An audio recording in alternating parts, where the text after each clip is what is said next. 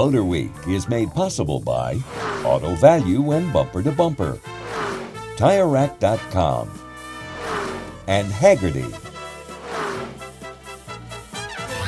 Many folks not familiar with the motorsports scene are often puzzled when they hear automakers talk about how their racing programs help them build better street cars, and for good reason.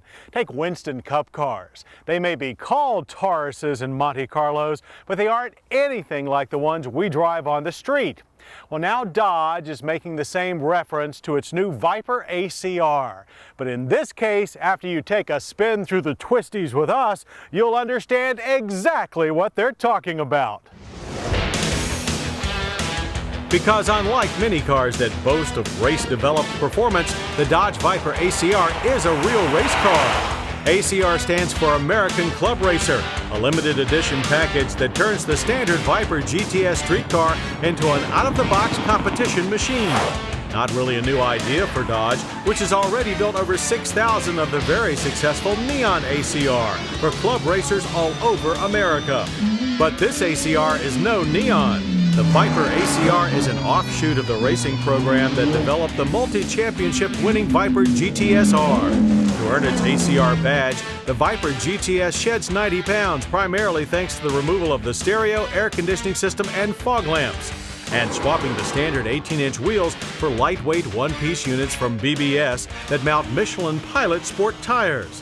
While under the hood, smooth intake hoses and a high-flow air filter from K&N add an extra 10 horsepower to the 8-liter V10 engine's output, which now stands at 460 horsepower and 490 pound-feet of torque.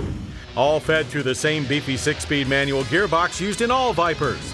Inside the already Spartan, highly focused Viper cockpit needs few changes, only the addition of a 5-point racing harness to hold our drivers in place during serious track testing, which was conducted at a serious racetrack, the fast Roebling Road Raceway road course outside Savannah, Georgia.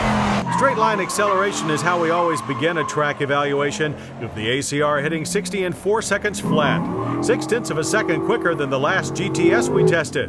The quarter mile rocketed by in 12.1 seconds at 121 miles per hour.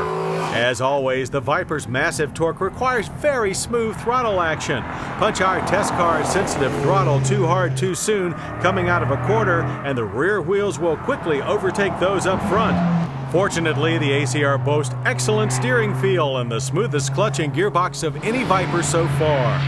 To get through corners more quickly, Dodge equipped the ACR with lightweight aluminum shocks from Dynamic Suspensions and high-rate Meritor springs, which along with the new wheels and tires delivered increased grip, especially at mid-corner and on the exits. On corner entry, however, the ACR manifested a noticeable increase in understeer, possibly due to unusually low winter track temperatures at Roebling. Off-track, the Viper ACR proved to be surprisingly comfortable for a race car. We drove it 1,300 miles round trip and found while the ride is firmer, it's never tiring. But we do recommend that you avoid potholes unless you have a good dental plan. Chrysler plans to build no more than 500 Viper ACRs this year. So if you want to go for the gold, we suggest that you get your order in now.